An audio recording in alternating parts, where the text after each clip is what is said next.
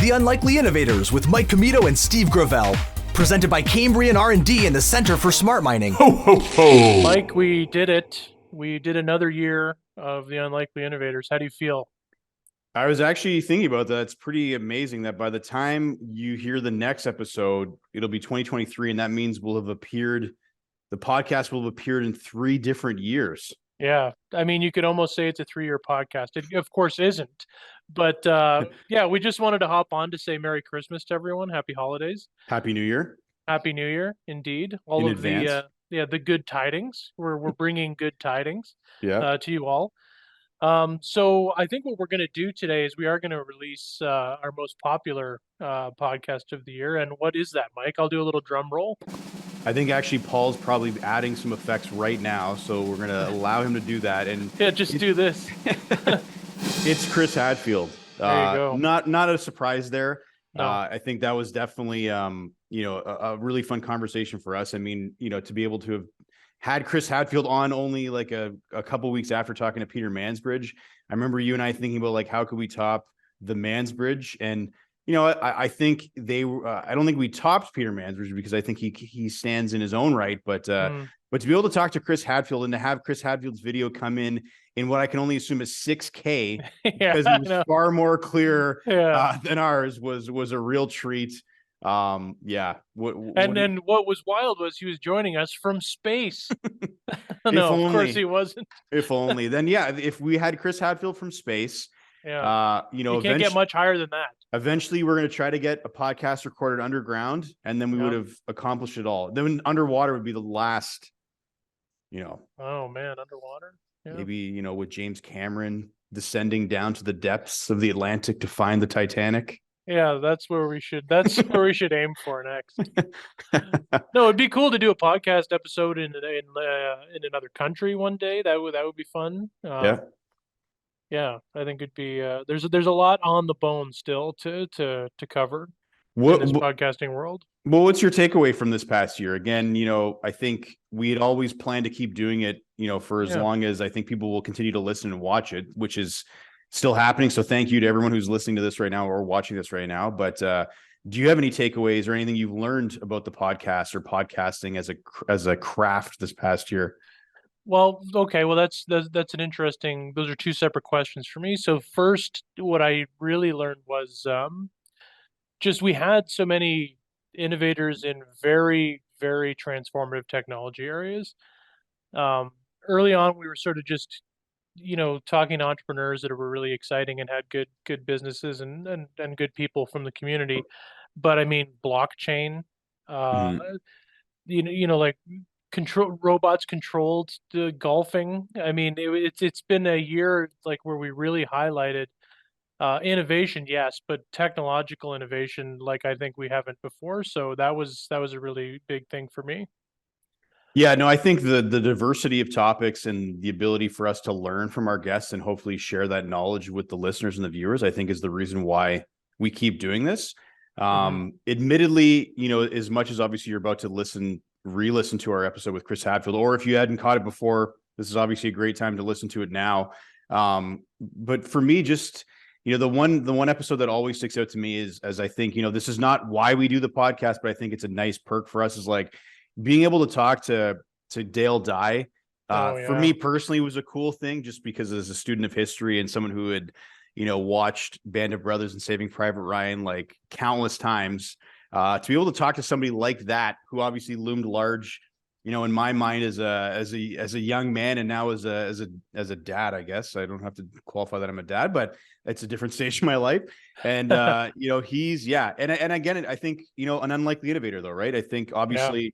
For us, he was always the guy who was in those war movies, but he really revolutionized the way that Hollywood approached, war films and war on TV. So again, that was just a real treat for me. I don't know how you felt about that one. Yeah, awesome. I mean, there's a lot of this is in my mind a lot because of course I'm such a loser. I'm watching World War II in color right now on Netflix. They have the whole thing on there. And if anyone, if you haven't been a student of history like Mike and I have, and you really want like a very thorough telling of the events of World War II. Do check that out. But yeah, of course, Dale Dye, who I knew notionally before we had him on the podcast, just because I'm one of those guys that looks up who's in every episode of every show I'm watching. Um, but to really understand his story and why he started doing what he's doing, I think was awesome, and definitely in my top 5 of episodes for all time for us. I'm definitely not going to rank order any of the ones to be fair to our folks. No, of course not. I think we're lucky Yeah. to talk to these folks every week. So I think that in itself is great because, like I mentioned, I think for us to learn and to share that knowledge is why we keep doing this. So we're going to get to Chris Hadfield in a moment. But since, you are listening to this, it is still the holidays, unless, of course, you're catching up and it's now, February and all of this is going to be out of date for you. Could be May. It's a hot summer day and you're catching up on Unlikely Innovators, December 27th episode. But it is the holidays for those of us who are dedicated and listening to this episode the morning that it's out. Let's start with a couple treats over the holidays. Steve, are you an eggnog guy? Yay or nay? Yeah, I am. I think eggnog on its own, it's a bit gross, right? Like the concept is a bit gross. But if you mix it with a brandy or a bourbon as like an evening treat at a Christmas party with some what's it called? The stuff you put on top. Nutmeg? Nutmeg. And a nice cinnamon stir stick, I think you can't go wrong. Yeah, I'm a big eggnog guy. Most of the people in my orbit aren't. Yeah. I've even gone as far as making my own eggnog. Whoa. Yeah. That's a game changer. And it's so good, but it's so labor intensive. Yeah. And if I'm the only one that drinks it, it's really not worth it. I've shown up at so many parties with like, look, I made homemade eggnog. And they're like, that's gross. Who cares? Like, I don't want to drink that. I think what really kind of changed my perspective of eggnog is I think as I became more keyed into French with my daughters that lait de poule is chicken milk is a bit of can't get a better name. It's I don't know. I think we should just start calling it that, and maybe there'll be we can rebrand eggnog and people's affinity for it. Yeah, I think calling it eggnog, I think, is already gross enough. Chicken milk, I don't think, is an improvement. We might have to go back to Ron Beltrami on that. Yeah. No, we definitely need a marketing guru to weigh in on this because I think they're both bad. Are there other nogs? Yeah. I don't know if is there other I think nog only appears with egg. I would have to I'd have to take your word for it because I'm sure. I'm drawing a blank. Yeah, I mean, if there's a better or a lesser nog, I'm not aware of it. But I think so. There's this other thing that I got introduced to because my wife's family's Finnish, and one of her uncles got me onto this thing called glog. Have you ever had? No, never heard of it. You can get the mixes. There's like a mix that it comes with, and then you mix it with booze. But it's like he called it a traditional Swedish glog.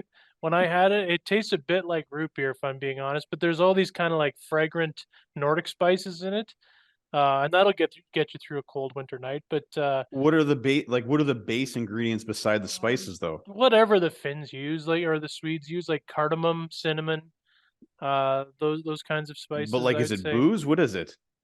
Yeah. They add booze to it. Oh, they add booze to it. Gotcha.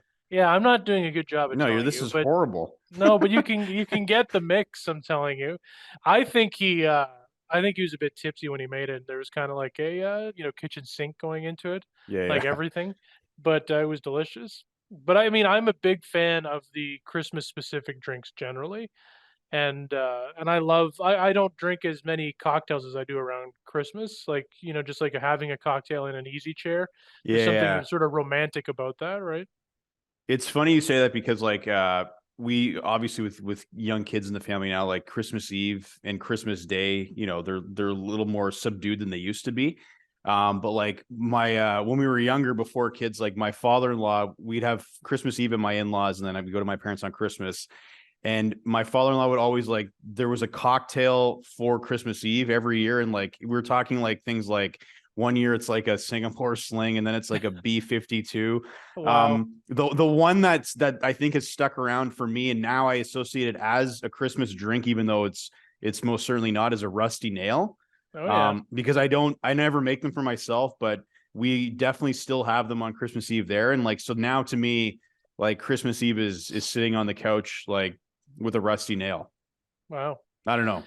Yeah, that's awesome. I remember one time, the first year I ever dated my now wife, she came for Christmas dinner at my French aunt's house, and I remember she was a bit nervous.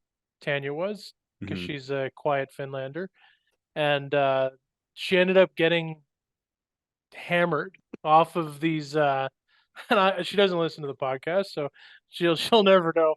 But she was drinking these cranberry martinis with my aunt, Oh yeah. and those were going down real nice for everyone, but especially for her, just to take the edge off of a very loud French family that's kind of in your face.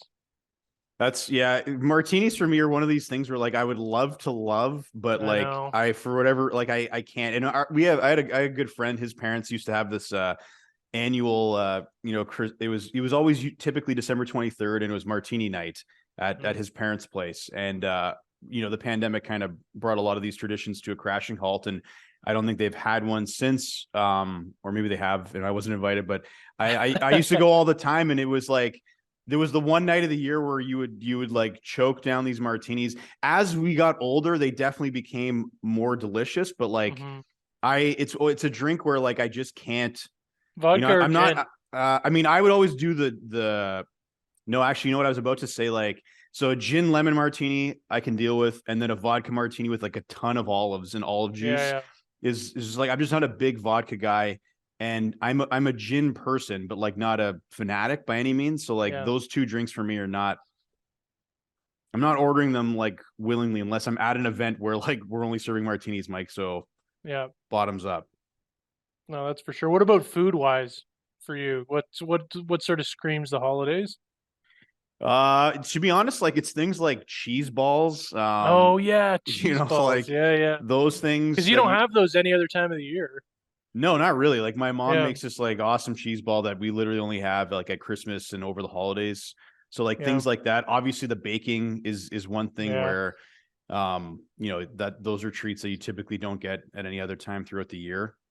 But otherwise, like other than those types of things, like I don't really have a food that I associate with Christmas. Yeah, well, for me, it's so my grandmother, for the longest time, good French Canadian lady, um, passed away a couple years ago. She used to make like meat pies, like Oh tortilla, yeah. and that to me, like when she left and moved back to Quebec, we didn't have those for a while. But then my dad started making them, and they tasted exactly like hers. He's just been hiding this secret meat pie talent forever. So a couple of years ago, he started making them. Now he makes them for me, obviously himself, and then like at least 20 other people. So he goes on this like mad baking spree every year where he makes meat pies for everyone. So that's probably what sticks out for me is the meat pie. And I'm such such a bad person, but I do eat them with ketchup. Oh, Steve, my I know. goodness. Tanya eats them with mustard, which is so freaking weird, but I could yeah. see that though a little bit. Mustard? I See, don't you know what's know. it's funny, and this is off topic, but like when I was a kid, my parents or my in-laws would make shepherd's pie, and Yeah, like you would douse ketchup. those things with ketchup, right? Big But time, then yeah. I've started making my own shepherd's pie, and again, my mom listens to this podcast, so no offense meant to be directed her way, but like my shepherd's pie does not require any Oh yeah, condiments. but you my shepherd's pie when I was a kid was literally ground beef, corn, and That's potatoes. yeah, exactly. So like that's not shepherd's pie. There's no gravy involved. Like the middle is supposed to be like a gravy with like peas and onion and carrot and Yeah, like that's that. exactly what.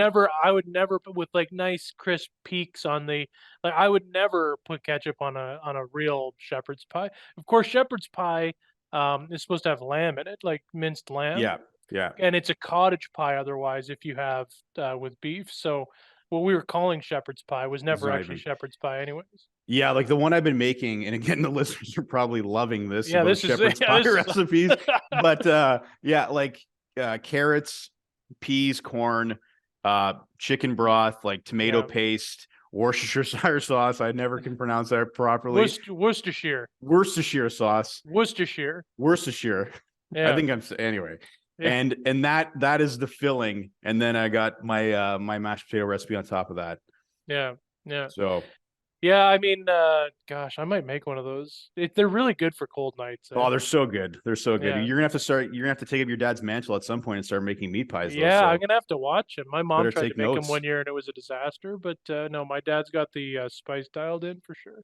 It's funny because I was just listening to a podcast recently, the Dave Chang show, and he was talking about how like when you try to recreate like a loved one's recipe, like that valley between what you make and what they've made is like you never want to actually be able to recreate it because Yeah, that's what reminds you of like why that person was special and why that thing you're true. eating is so special. That if you could just recreate everything that anybody has ever made for you, then Yeah, then it was never special. Yeah. so. But last thing before we go because I Mercifully, we let the folks go here. oh, they're clamoring for more. But Yeah, yeah. New Year's Eve traditions. Did you ever have any of those as a kid? Hmm. Like obviously as you got older, we did our own things with our friends and stuff. But like as a kid, did your parents do anything with you guys? Yeah. So, um, yeah, my mom always had those poppers. You know, those Oh, things that you'd pull apart, yeah, and yeah, then yeah. like we'd wear the crowns, like those little paper crowns, and it was always like we had a wood stove growing up out in rural northern Ontario, and it was always way too hot in our house. So like you'd know it was hot because the paper crowns We would catch sort of fire. get no, they yeah, they yeah, exactly. They'd catch fire immediately. No, they would just like that flash paper, just no, it would stick to your foreheads where there's a bit of sweat. Yeah. Yeah, We but did we that's what we did. yeah, we call them crackers. That's what we like every Christmas day, New Year's, all that's Yeah. like my mom always had the crackers.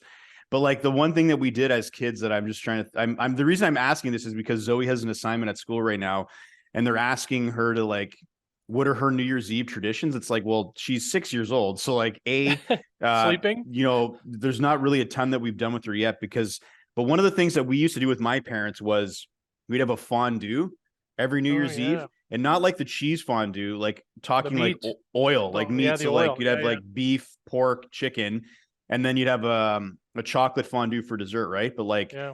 I asked my mom the other day, it's like when were we allowed to like start like sticking our hands like into like a vat of A hot oil, vat of right? hot oil, And yeah. I feel like 6 years old is probably a little too young to do that. And Sophia's 3, and we'd never allow her near a boiling pot of oil right A now. So like cauldron of hot oil. yeah, so I feel like in a few more years, I'd love to do that too because that was always a lot of fun as a kid.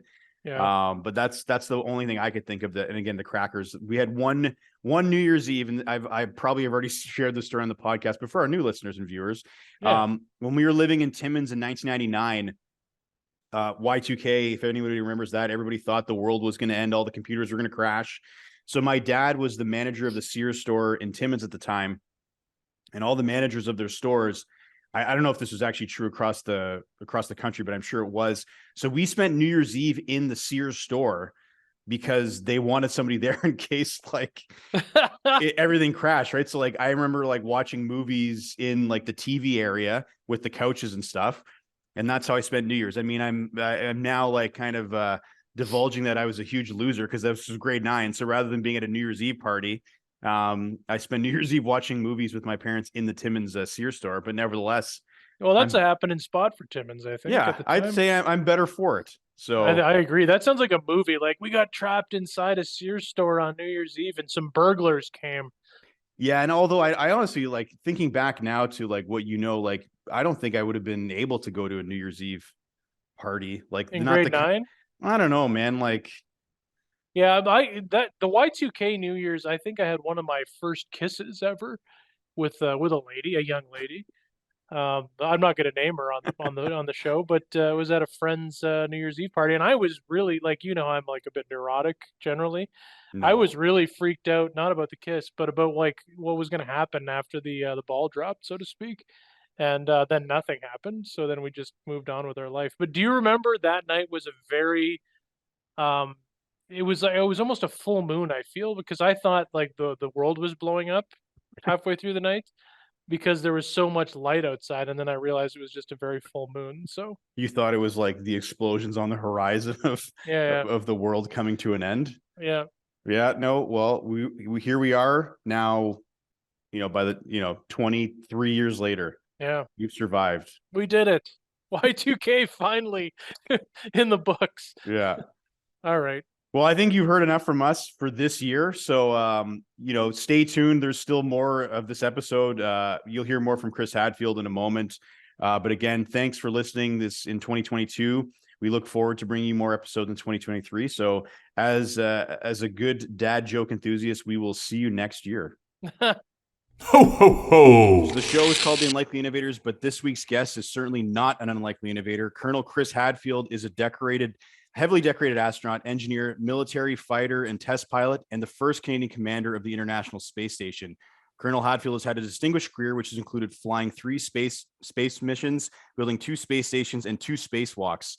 Colonel Hadfield's career has also included making space more accessible to millions, which many of you have probably seen his rendition of David Bowie's Space Oddity, which has been seen by over 75 million people and counting. And if that wasn't enough, Colonel Hadfield is also an internationally best-selling author of 4 books, An Astronaut's Guide to Life on Earth, You Are Here, The Darkest Dark, a children's book, which is a hit here in the Commito house, and more recently, The Apollo Murders, his first foray into fiction, which we'll talk about today.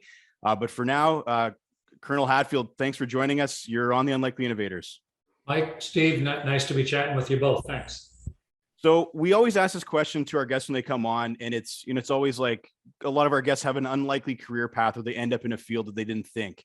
And when we ask this question to a lot of guests, sometimes they'll say, when I was younger, I wanted to be an astronaut when I grew up, but you actually did that. So could you talk a little bit about whether or not you could draw a line back to your childhood dreaming about that career, or how did that work for you? Yeah, I think it does start with dreams, Mike. I think it's really important to have dreams. If you don't dream about what you want to happen with your life, then how do you know what to do next? What are you aiming towards in life if you have no dreams? So I think dreams are important, but just as important as dreams are actions. And what are you actually doing to make your life more like your dreams? And so I decided to be an astronaut when I was 9 years old. And sounds outrageous and weird, but it's true. And I was dreaming of flying in space because of science fiction and books and comic books and Star Trek and Arthur C. Clarke and 2001: A Space Odyssey and stuff like that. But then the reality of it was people were flying in space, and then they walked on the moon when I was 9, just about to turn 10. And I just decided, hey, I'm going to grow up to be something. Why don't I grow up to be that? And what do I need to do? How do I make that happen? And so that just helped shape all the little decisions in my life ever since. Well, when you talk about unlikely professions, I never would have thought that I would be, a best-selling fiction author. That's pretty unlikely, but hey, that happened too. Yeah, because I was just going to say, I think in terms of, obviously, when you think of an astronaut, obviously it's a very, innovative field, but I think the things that you've done, after your career and during your career, I think are those really unlikely innovations where, like you talked about, incorporating the music or becoming a best-selling fiction author.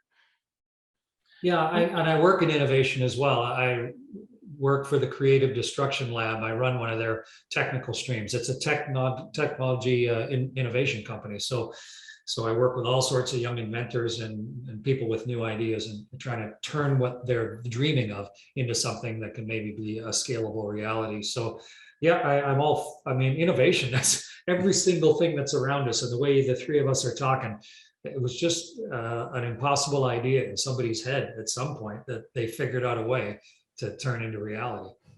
That's actually so great that you work with CDL. I know a lot of our listeners actually have gone through that, and we've actually featured a couple of founders that went through that really rigorous program they have there. It's a great program. I think it's really putting Canada on the map of doing things differently when it comes to innovation and companies. And you do talk so when people think about space and space travel and space exploration, I think they do think about the high tech aspects of innovation, like the Canadarm or the latest telescope, which is obviously making the news recently, or the experiments that happened on the space station. but you've made space more accessible throughout your career than I think a lot of your colleagues may have. What made you want to do that? Not focus on the latest nuts and bolts that we're doing in space, but also the human factor, crying in space, singing in space. What made you want to do that? Well, I probably spent 99% of my time on the nuts and bolts because that's, and pumps and valves, because that's what keeps you alive. And that's what needs all the attention. But I didn't want to spend just 100% of mine. I didn't want to miss the experience that I was having. So, and I kind of thought that way my whole life. Let's pay attention to what matters and get the important stuff done. But, don't miss your own life while you're so busy doing something. But I think I just followed a really good example. And that was, you can compare the Soviet program in the early 60s with the American. The Soviets never told anybody what was happening until it was done and successful. And then they would release a sanitized version of it.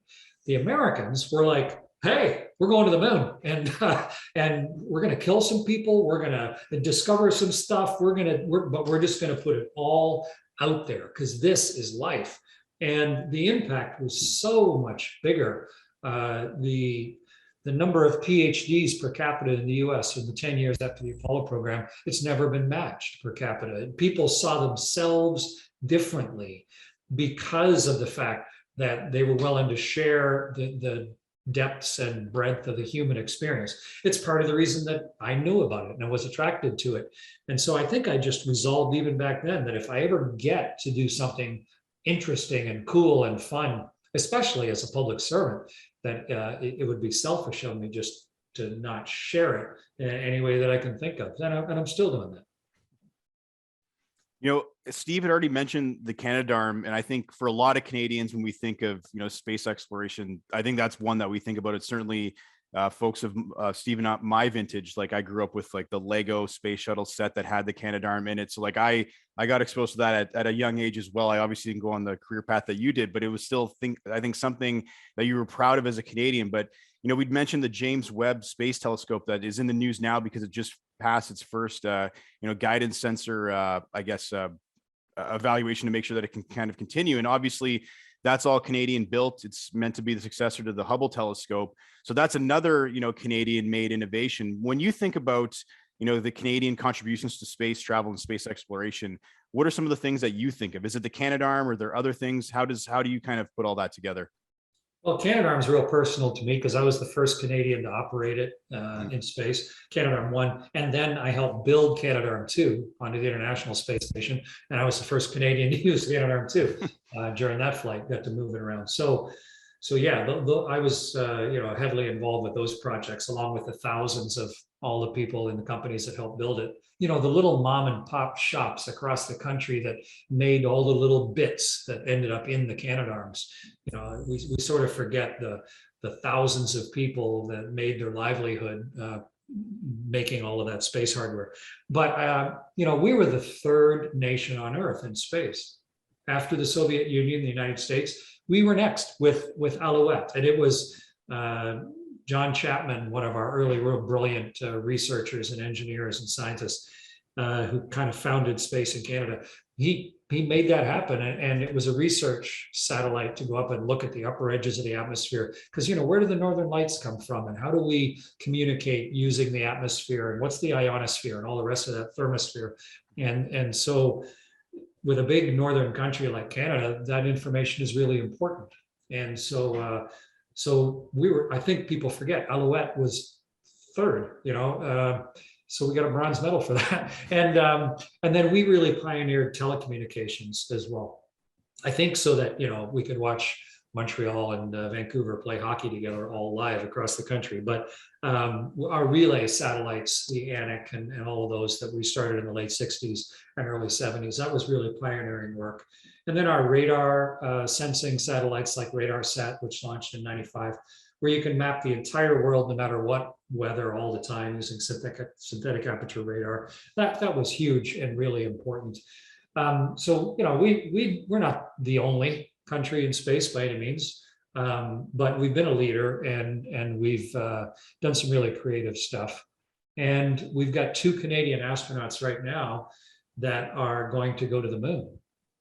that's pretty cool. Part of a big international organization, and that makes sense. It doesn't really be logical for Canada to try and do it all by itself, but it does make sense to do it cooperatively. So I'm not sure which of our current astronauts are going to be the ones, but we've got 2 slots going to the moon, and that's a pretty interesting next step, amongst the thousands and thousands of steps that have gone before. I'm proud of all of it.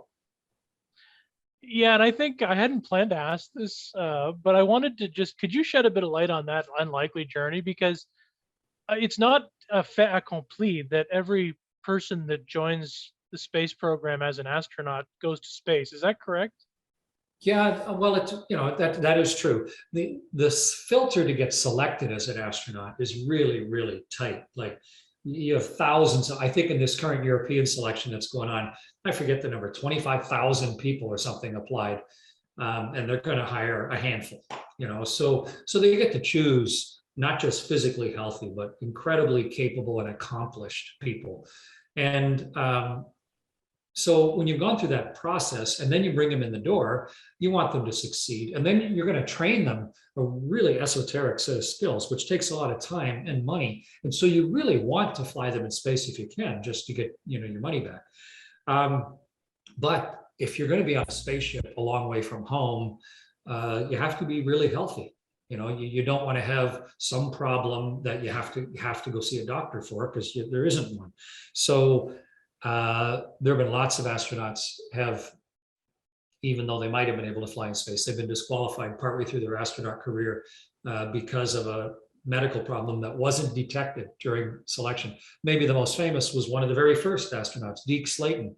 He was selected in the first American astronaut class, and then he developed some sort of small heart murmur or something. They wouldn't let him fly until finally, over a decade later, it cleared, or they understood it well enough that he did have a chance to fly in space once. But in my selected class, they chose 4 of us out of 5,300, and one of us eventually got medically disqualified and Mike never had a chance to fly in space. So yeah, it happens. But the majority of people, once they've made it through selection, hopefully will at least get one chance to fly in space. So you said 4 out of 5,300. Is that the figure for your class? I think we were, 5,000. I forget, something like 53. Yeah. I didn't count, I don't know, but some number like that. And the numbers are bigger. NASA's recent recruitment, I know there were well over 10,000. The one before that, 18,000. So yeah, there's lots of people apply, but it's kind of a nice richness to have, to be able to choose. Because for me, it was a 21-year career where you have to stay supremely healthy and hugely hardworking and motivated, and most of your time away from home for decades in getting ready to do a job that will kill some of your friends. It's a very unusual profession to be a professional astronaut, but the coolest thing that I could imagine. Yeah, and I should tell you that my 13-year-old self is just wanting to ask you all the most mundane questions you've probably gotten over and over again about life in space. So I will resist that temptation. We've seen from talking to you already and what we already know that being an astronaut is already a very innovative calling generally. And we talked about this a little bit, but you've sort of gone pushing those boundaries after you've sort of ended your active astronaut career into some other initiatives. Talk about what you've been doing since you don't go into space, as crazy as it sounds. Well, I think it's maybe also worth mentioning, Steve, that when I was an astronaut, then I had to train, for example, to be an IMAX cameraman. Right. You may not think about that, but that's a profession, but in order to make those IMAX movies like Mission to Mir or Space Station 3D or whatever, the crews had to train to be a sound guy or to make all that equipment work. Or for my third flight, in order to be the pilot of a Russian Soyuz, I had to learn to speak Russian and then study orbital mechanics and control theory in Russian and then fly a spaceship. So, that's quite a weird level of innovation necessary just to fit within the auspices of what people sort of brush away as, oh yeah, astronaut stuff. It's pretty far reaching, the number. And, I trained as an emergency medical technician, and then I worked in a hospital in the emergency room and in the operating room and all of the various wards, just to try and get enough skills that I could be useful as a crew member on board a spaceship. So it wasn't like I was just doing this narrow little thing and then suddenly I could pursue other interests. But since then, in the last many years of my work as an astronaut, my wife and I talked about what is it that gives us joy in life? What do we feel proud of? What makes us feel satisfied? What at the end of the year, when you look back, what were the things that really counted this year? And we kind of made up a list. And from that, we then decided, let's try and put as much of that into our lives as possible for the next 40, 50 years or whatever we're going to get. And so that is what has really been the the menu that we've been pulling from ever since then. And most of those things have worked out, sharing the ideas and writing and teaching at university and being involved with a bunch of different businesses, consulting into that and all of the projects, the philanthropic stuff that I do and the business stuff that I do, all of that was basically purposeful and innovated, made up from a list of things that didn't used to exist and trying to turn them into a new reality, which I think is the very essence of innovation. And Chris, I couldn't help but, as you kind of talked about, being an IMAX camera operator and learning Russian and, reading Russian manuals to train to be able to operate the equipment, working in a hospital, I couldn't help but when we talked to Peter Mansbridge a few episodes back after reading his book, and you read his book and you see all of these like incredible things that he's done throughout his career. And to him, it was just his career. He just happened to be in the right place at the right time for, I think, some of the most seismic moments in human history. But when you kind of take stock of all of these things that you've done, and I think you can see the smiles on our faces as you kind of go through it, but like, do you ever take a step back and say like, wow, like that is really cool that I've been able to do all of this, or how do you kind of compartmentalize some of the things that you've done throughout your career that are, again, all very innovative in their own right, but you've done all of them, right? Yeah, I mean, there's lots of reasons for a secret smile, right? Because if you take moments to look back and go, wow, I got to, I got an email from the Queen and she invited my wife and I for a sleepover at Windsor Castle, and we had a really nice evening and night in Windsor Castle with the Queen and Prince Philip and their corgis and something like that happens in your life and it's delightful and you're respectful and pretty amazing. And then when it's over, you go, wow, that was unexpected and fascinating. And I'm going to think about that for a while. I sort of feel like that about my whole life. That was unexpected and fascinating. And I want to think about that for a while. But I don't spend a lot of time looking backwards because literally you bump into the future if you do that. So I spend most of my time forward facing. I think it's more interesting. The stuff I've done already, it's cool, interesting, fun. But it's what's already happened. I can't do anything about it, and I don't want to spend my entire life at a high school reunion. It's like, hey, high school was great, but that happened already. There's a lot of other schools out there and a lot of other interesting stuff. And in order to really get the most out of life, then you have to get involved in all of that interesting stuff. And that means you're going to have to change who you are a little bit, increase your own capacity, learn things. Keep an open mind, recognize that you change and things change, and try and marry those two things up. And the pace of invention is accelerating, as we communicate so much better and have so much better tools at our fingertips. And things will never be this slow again, and so I think about that as well. And I find it delightful. There's just so much choice and opportunity. And yeah, there's bad stuff happens every day. Some people seem to think that's what they should spend all their time in, is the bad stuff.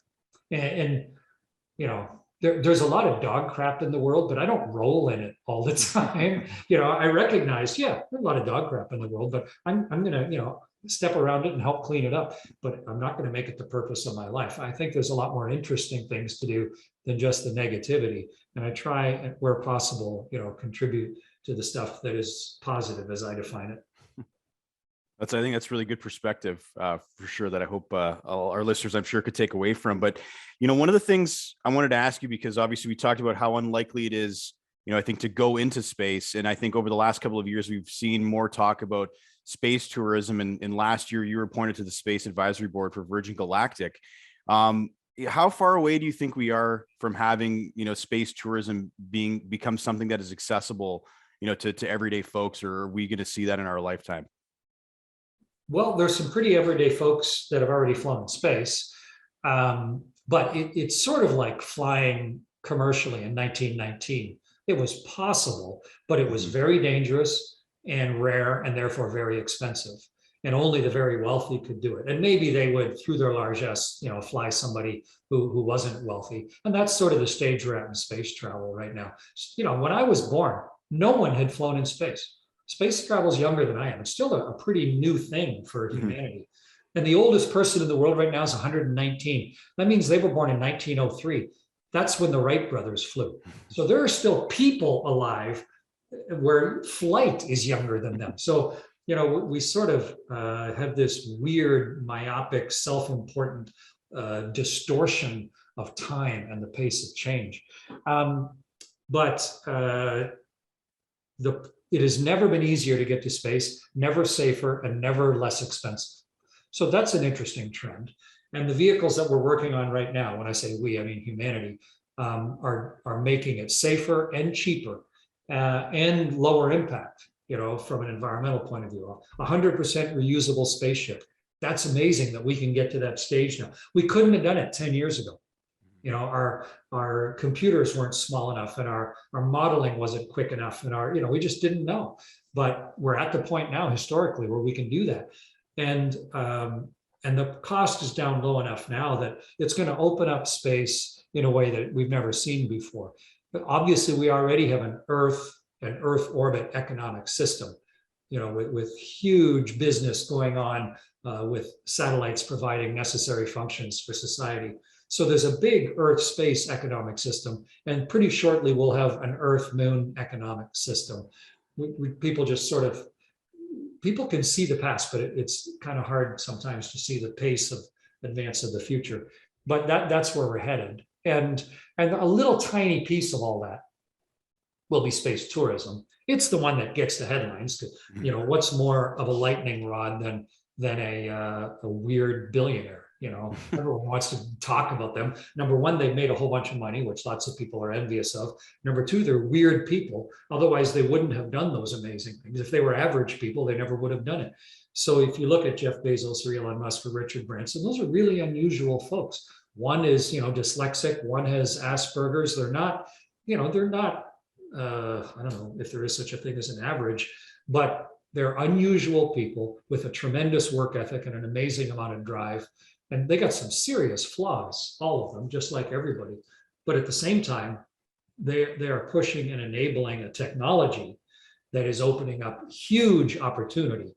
And everyone just focuses on the little noisy little bit of tourism, but it's the rest of it that is really impactful. Yeah, and I think like with the center that Mike and I run, the Center for Smart Mining, we constantly think about sort of terrestrial mining, right? How do we get more rocks out of the ground that we need to exploit to make things? Do you think, like I've gone to a few seminars on space mining, mining asteroids, mining the moon, those kinds of things. Do you think that's something that would be a reality? I mean, that's probably a bigger slice in the tourism piece, right? If we're thinking about what's available in space. Sure, we've already mined the moon, right, at a very, very low level. We brought back hundreds of kilograms of rock. We went somewhere else, collected the rock, and brought it back. So very, very minuscule mining, but nothing like what you're talking. But what limits mining, as you know far better than I do, is just access to the ore or whatever it is you're trying to mine. How can you economically get to the thing that you want, whether it's gold or rare earth elements or whatever it is?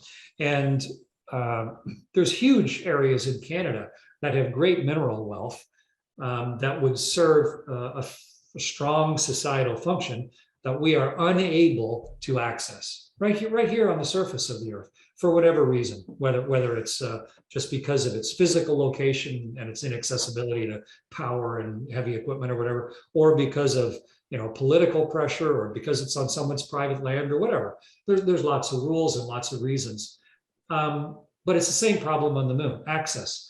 It's super crazy expensive to get to the moon. So what are you going to mine on the moon that's worth it?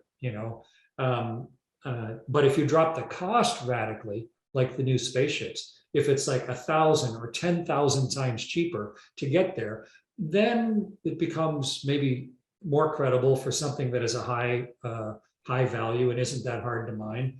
But obviously, the moon, if we start living there, if we start settling there, like when we were only living in other places, when there was nobody in the Americas, 30,000 years ago, nobody was mining here. And then the first peoples came, 20,000 years ago, after the ice receded. And to a very small degree, they mined. And then European technology showed up 500 years ago, but they didn't really start mining in earnest until they moved here and started settling here, so that all of that stuff didn't have to cross the Atlantic every time you wanted to do something. We're sort of that way with the moon. Right now, we got to cross something way harder than the Atlantic every single time. Makes it impractical. But the moon has about 400 billion liters of water on the surface, which is enough water to sustain a pretty good size community. And at the poles, they have eternal power. The sun, it's perfectly upright in the solar system, so there's never shade. So if you have eternal solar power and you have water, then you just need the right habitat and you can live there. You can definitely put robots there. So, so that makes it again more feasible. If people start settling impermanently and then permanently on the moon, then they'll locally mine just like we do on Earth. So yeah, we'll get there. But it's just a real question of economic, practical feasibility. And we're still really we've literally barely scratched the surface. Yeah, and I think as someone who watched Armageddon with the movie Armageddon with a terrified eye as a teenager, I don't want to bring those big rocks closer to Earth unless we know we can slow them down on time, right? That was not a documentary. Yeah. Thank God, right? Just another sort of technical question, and then we'll have a bit more fun and talk about your new book. We saw you recently on CNN talk about how the ISS is going to be decommissioned soon and how they're going to be crashing that in the Pacific Ocean as a means of bringing it to end of life. Can you talk a bit about that plan? Because I know you have some involvement there, and the future sort of clever cleanup efforts that will be associated with that. Sure. Well, the first thing is no one knows when the end of the International Space Station is going to be. Everyone keeps latching on to the latest internationally agreed date that we're working towards. But the one before this was 2024. And before that, I think it was 2020. And before that, it was 2015. Like you always need, each new government needs to come in and say, okay, what's our long-term plan for how we're going to support whatever big international project? And then you set some date. So it's not like we're going to hit 20 a day in 2030 and then suddenly the space station's going to be done. It's it's just the current U.S. political administration made an agreement that they're going to support the space station till at least 2030, which is good because it gives a long-term funding. And if you're a scientist, you've got at least 8 more years to try and get your experiment done up there. So that's smart. But eventually, the space station, it's a machine. Machines break. Eventually, we'll have to do something with it. You don't want to just leave it random in orbit because its orbit decays every day. It slowly will fall to Earth because there's a little bit of drag up there. If you were to measure it, it's like the weight of a penny on the front of the station, slowing it down. So every little while, we fire the engines and boost it up. But if you don't do anything, over years, its orbit will decay faster and faster, and it would hit the world somewhere randomly, and it might hit Sudbury. And Sudbury's been hit before, but that was a lot of years ago. But that's what happened with the first American space station with Skylab. They intended the space shuttle to go up and get it, but the space shuttle was delayed. So, and Skylab had no engines, so it just decayed and it ended up crashing back to the world. And parts of it hit Australia. Fortunately, it didn't hurt anybody. International Space Station is way bigger. So you want to have a plan. And so anything you launch into space, you need a complete life cycle plan, and how are you going to get rid of the junk? How are you going to deorbit it? We should have been doing that since the beginning, but we're not perfect. We weren't. It's left us with a mess to clean up.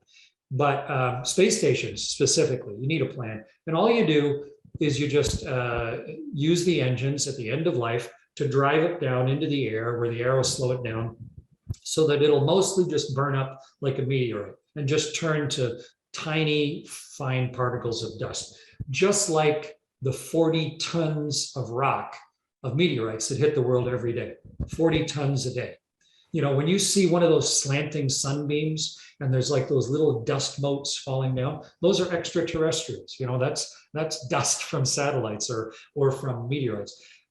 So most of the space station will just burn up, but it's got some dense sections and some heavy sections, and some of it will make it all the way to the surface. And so you don't want to drive it into the world where it might hurt somebody or something. And if you just spin a globe, where's the biggest, emptiest, open, uninhabited spot? It's the South Pacific. So that's where we drive our spaceships. I helped build the space station Mir, the Russian space station. And when it reached the end of its life, that's where we drove it. And that's what we'll do with the International Space Station eventually. But, that's still a decade away. And there's 16 orbits a day, 365 days a year. There's a lot of distance to cover between now and then. Yeah, no kidding. One of the things, we alluded to this at the beginning, that we want to talk about your new book. I have it here, The Apollo Murders. I read it over the weekend. It's great. And you talked about when you were young, when you were a kid, you were influenced by science fiction that ultimately, set up your career path. So maybe you wanting to write a science fiction novel isn't that unlikely because, that's what you would have been consuming as a child. But I want to ask you, what made you want to get into this and write a science fiction novel? Well, I think sharing ideas is fun. I'm not a hermit. And I think one of the coolest things is to come up with a new idea and then share it with other people. I mean, what's a painting? It's a new idea that you've used your particular talents to try and share an idea with somebody else, right? What's supper? What is anything? It's you're creating something new through your own capabilities. And if you two guys had flown 3 different rocket ships and commanded a spaceship and been around the world, 2,600 times, what would you do with that experience? It's worth asking yourself. What would I do with that? You just tell your kids, what do you do? And I wasn't there for just my benefit. I was there on behalf of millions of Canadians. And I don't want to just squander it and keep it to myself. That would be selfish and I don't think right. So I think sharing the ideas that come from it are worth it. And that's why I've written those other books. But in writing fiction, like in the Apollo Murders, it gives you a lot more freedom to tell a more complete story. Math is interesting and graphs are interesting, but humans are really complicated, and human interaction and what actually goes on a mission preparation and a space flight inside a spaceship with all the different personalities you have there. And so by writing a fictional version, even though it's historical thriller fiction, it's very much steeped in reality because it's historic. But it still gave me a lot more latitude to let people in on what it's actually like to fly in space. And what's really involved, and what astronauts value, and how to react to each other when things go great and when things go terrible. And I discovered that I enjoy it too. It's fun writing and pushing myself that way. And so that helped me get the Apollo Murders done, and I'm writing the next book in the series now. Oh, great. Looking forward to that one. But I mean, one of the things I wanted to ask you, because again, Steve always hates this when I bring this up on the podcast, especially with esteemed guests, but I do some writing of my own on the side. It's mostly nonfiction. And I'm always scared of writing fiction because I feel like I wouldn't be good at it because It's just, I've never done it before. And I feel like with fiction, you can tell who's doing a good job at it and who's not doing a good job at it. There's nowhere to really hide the way that you could sometimes with nonfiction, but admittedly, there's a lot of bad nonfiction out there as well. But the rambling question I have for you is, you said you like the challenge, and obviously I think you get a little bit more latitude and able to tell the story. Was there any like learning curve or any challenges you had making the jump to fiction that you hadn't had with any of your previous books? It's not a jump to fiction. It's a decade-long agonized climb to fiction. Yeah. Yeah, it's not like I just went, hey, I think I'll write a book, and 10 minutes later, I'm not unbewitched or something, And so I said, at one point in my life, I wanted to learn to fly airplanes, or learn to be a scuba diver, or learn to ride a bike, or learn to speak Russian, or whatever, or learn to write fiction. It's the same. You have a certain amount of raw ability, and then you give yourself a currently impossible task, like I'm 4 years old and I want to ride a two-wheeler, and then you get people to explain it to you, or you watch other people doing it, and then you watch someone who does it really well, and you see what's possible here, and then you study it, and then you give it a try, and you're terrible at it, and then you go, huh. And I think it was Ray Bradbury who said, if you want to be a writer, remember that nobody can write 500 bad short stories.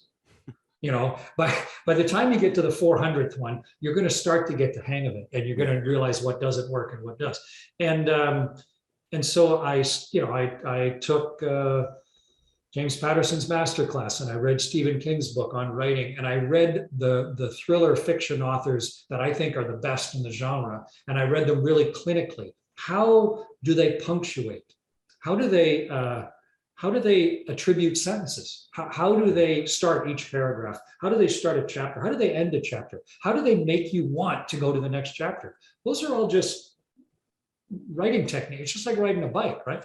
And so learn all those tactics, and then start doing it, and just start writing. And you may find out that you're a lousy bike rider, or whatever, whatever it is. And then go, okay, cool. I'm not going to be the best in the world at this. I'm not the worst in the world, but I'm just, I think about 1 million books get published every year, about 1 million. So, give yourself some slack, to try and be number one is probably not going to happen. Just, hopefully you're not the millionth, but, but the important thing is that you're writing a book, and get at it, get done. I was lucky enough in space to have a long talk with Neil Young, of all people. We were talking, he was calling from the best internet in his house was in, oddly enough, he has a hybrid 1959 Lincoln Continental. And that was the best Wi-Fi in his house. So he was sitting in the back of his Lincoln talking to me. And he said two things to me. He said, he'd never written a song in his life. He just wrote songs down. And that sounds a little trite, but it's worth thinking about. He didn't say to himself, I'm writing a novel. Instead, he said, I just wrote a sentence. I wasn't trying to write the greatest song in the world. I was just writing songs down. I was just writing down what occurred to me. And the second thing he said was, don't judge your work of art until you're done. Because if you start judging it partway through, if you put 2 brushstrokes on a canvas and then go, oh, that's terrible, then how do you know? And you're not going to get any better at it, and you're never going to get one done. Get a painting done, and it won't be the Mona Lisa, but do it, and then do another one. And so I really took Neil's words to heart and worked at it. And the book that you held up, I think that's popular in your house, The Darkest Dark, that was the 4th kids book that I wrote, but it's the first one we published because it was the only one I thought that, okay, I'm to the point now that I think I understand this better, and this book is going to be worth actually putting the effort into publishing, So it's a learning process, and I've written a lot of songs that nobody else has ever heard, and that's fine. Almost everything you do is personal. And then once in a while, maybe something that you do, somebody else will appreciate too. And that's, that's gravy. I just want those keeping score at home to realize that you said very nonchalantly that, I was talking to Neil Young from the space station.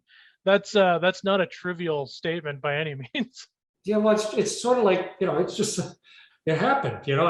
Yeah. You know, it's a cool, fun, interesting thing, you know. And but the cool part of it was we actually had a real conversation.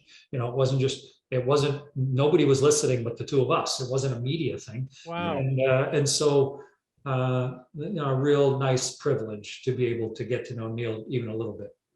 Yeah, and I just want to pick up on that. We're coming to the end of our time together, but one thing that Mike and I sort of notice as we have these incredible innovators on is there's always like a thread of musical talent through each of them, and that's certainly the case with you as well. And I just can you talk? Have you ever thought of an explanation for why that might be the link between innovation and musical talent? It seems to be synonymous in some cases. I've run into musicians my whole life who it is not their profession. That's for sure. I've been in an all astronaut band for 30 years, and we're not the best band in the world, but we're all right. You know, I think the complexity of the human brain is unfathomable, and the potential for creativity that can come out of us. You know. You can talk to a 3-year-old and they are going to come up with ideas that you would never come up with.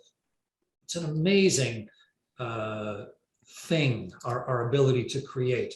And so I think the whole idea of innovation is purely imagining something that doesn't exist yet and then finding a way to start to make it real.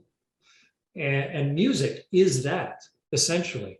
You're taking some human invention, whether it's a flute or a trombone or a guitar, and your own, you know, ability to blow air across your vibrating fleshy bits in your throat and shape it and somehow create something that will emotionally move other people. You know, that's pretty cool and pretty amazing. But it all comes out of our head, and so I think it's just an absolutely necessary form of human expression. If you're on the Rhine River down in the south towards the Austrian border, and you climb a hill, there's a cave up on one of the hills above the Rhine where they were digging in there, and they found from 42,000 years ago a musical instrument. And it's a hollow leg, or it's the leg of a bird, which are hollow. I think it's a vulture or a crane or something. But someone, I'm sure, when they were, you know, eating, they grabbed one of these and blew on one end, and it made a whistling noise. But someone they drilled holes in it so that when you cover them with your fingers, it changes the resonating column. And what's amazing is it is that same do, re, mi, fa, sol, la, ti, do scale that we take for granted. So I could walk with my 6-string into that cave, and within 5 minutes we'd be laughing and playing harmony together. And so music is ancient and very human and very fundamental. And so I think it's pretty common, and it's a great way to express your own creativity and innovation. And Chris, you mentioned an all astronaut band. I just wanted to say that Sudbury has a band called the Shaft Bottom Boys, and they play mining events and they wear mining gear. So again, you've got the all astronaut band, and then you've got the mining band in Sudbury. It's fitting. But you've been so generous with your time, but we wanted to ask you one last question, have a little bit of fun. I couldn't help when I was reading the Apollo Murders that I could see this as being a great fit for the silver screen, because you've got obviously the space travel, you've got like the Cold War thriller, and obviously you've got some historical figures in there that are real. So I think it would make for a good adaptation. I think we've seen already that Armageddon is not a movie that gets space travel right, but in your mind, which movie do you think gets the space experience most accurate? Apollo 13, I think, is the best. Ron Howard made that movie and worked really hard, because it's based on real events, to make it as credible and factual as he possibly could. And he spent a bunch of time with us down in Houston. Mm-hmm. And you know, he actually filmed those weightless sequences in the back of one of the airplanes that goes up and down, so he could make everything actually weightless for, you know, 20 seconds and film Tom Hanks and company doing their stuff. So I think Apollo 13 is probably about as good as it gets.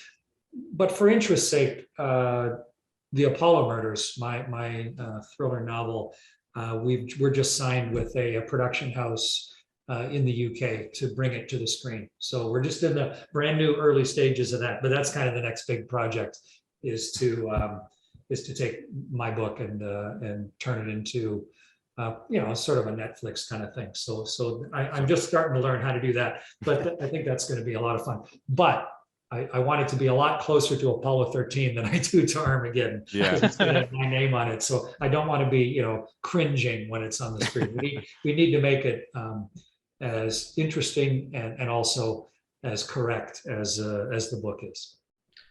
That's great. Colonel, thanks so much for spending some time with us. I think we had a great time. I think maybe the next time we talk to you, it'll be right after you won a Golden Globe for the adaptation, the original screenplay or something like that. But it was just a true pleasure and honor to talk to you. And then thanks for taking time to stop by the Unlikely Innovators today. Steve and Mike, thank you very much. And I hope my band from way up high gets to play with your band from way down low at one point. Awesome. Super. Would love Thanks that. so much. Guys. Okay. Thank you. Bye. Ho, ho, ho. Well, Steve, I guess this is our re-entry segment of the episode. We've survived our return to Earth, and we're now better for it, having just had a great conversation with Colonel Chris Hadfield. We didn't burn up on re-entry. We did not. I think the thing that, and again, now that this is a video podcast, the viewers would have seen your emphatic 2 thumbs up when he said that Apollo 13 is probably the best, captures the experience in space most accurately. Yeah. And I was, in my mind, big thumbs up as well, because I think that was a seminal movie for us when we were growing up. For sure. Certainly, I think, I forget how old I must have been when it first came out, but it was at an age when I was still very much interested in space travel and all these sorts of things. And so for me, I'm glad that he threw that one out there, because that's a movie that means a lot to me. I've watched it a number of times over the years while I build my my space exploration Lego sets. It's clear that Armageddon is not the most accurately told, adaptation of space travel, but I think we already knew that. Yeah, and I think so. Neil deGrasse Tyson gave this movie a lot of hell, but also, if you want like the sort of claustrophobic nature of space travel, I also thought Gravity was with Sandra Bullock and George Clooney was also a very impactful film that way. They may not get all the the technical pieces exactly right, but it made you feel what it's like in space, not just what it looks like in space. Mm-hmm. So I think that's a close second, at least for me. But what the hell do I know? We had an astronaut on today that said Apollo 13 takes the cake, so I'll take his word for it. Yeah, and I mean, I guess maybe, I don't know if it's breaking news, but again, it sounds like the film has been optioned. So again, you couldn't help but tell when you're reading it that this is obviously, I think, tailor-made for the silver screen. It's been a while since we've had, I don't know if we've ever had like a Cold War espionage space thriller. So I'm looking forward to that. Yeah, and I think it was interesting, don't you find, when he was talking about the book, how, when he talks about writing fiction, Stephen King comes up, because I think there's a bit of a parallel, at least in the style of how I was when I was reading it, with 11/22/1963 by Stephen King, because it's taking, again, the same era, real historical people, and then intermixing fictional people that are engaging with these real people. So maybe there's some cross-pollination there. Yeah, no, I know the book that he referenced too. I think it's on the Art of the Craft. And it's basically like a, from the master himself. I haven't read it. I have it on my shelf. It's kind of one of those things where, like, every time I want to read that book, I end up looking at the stack of books I've just ordered, and I have to make my way through those first. But I mean, it was such a great chat. I mean, the hilarious part, and we kind of alluded to this when he kind of gave a rundown of all of the things that he's done throughout his career, being trained as an IMAX, cameraman in space, having to learn Russian, working in a hospital. We didn't even talk to him about like being a military fighter pilot and a test pilot. Again, just an incredibly lived life. And again, he's obviously still a lot of life to live. So who knows what he'll add to those chapters in the coming years, but looking forward to seeing what he does, because it will certainly be innovative, if nothing else. Yeah, and I think just one other thing that I thought was a bit cute was, he talks about how he built the Mir space station, or helped build Mir, the same way my dad would mention to me that he just changed the spark plugs in his car, right? Yeah. So there's that interesting thing. It becomes run of the mill for someone like him, but it's like you and I are sitting there gobsmacked, that's something he worked on, right? That you could see in the night sky on a clear day with the naked eye blinking at you, right? Yeah, I think I'm a hero when I get the snowblower running for the first time every winter. Meanwhile, Yeah. so, but anyway, it was a great chat. Again, I think we learned a lot. And again, I certainly have some takeaways that I think I'm going to apply to my own life. I love that line he had about there's plenty of dog crap in the world, but I don't roll in it every day. So Yeah. again, if nothing else, I'm sure there's a lot of other takeaways from the show, but I think our listeners will find something else, something that speaks to them uniquely, and hopefully they can apply that to their lives. Yeah, so I guess we failed to refer to the opening as our pre-launch sequence, but this is now I think mission accomplished. We're now on Earth, and that's the end of the episode. Yeah, I mean, I think it just doesn't do the time it takes to launch into space justice. As I'm reading this book and they go into the shuttle, it's like then they have to wait 3 hours. I just kept thinking about the time of like it takes so long to do all this, of course, because they're in space.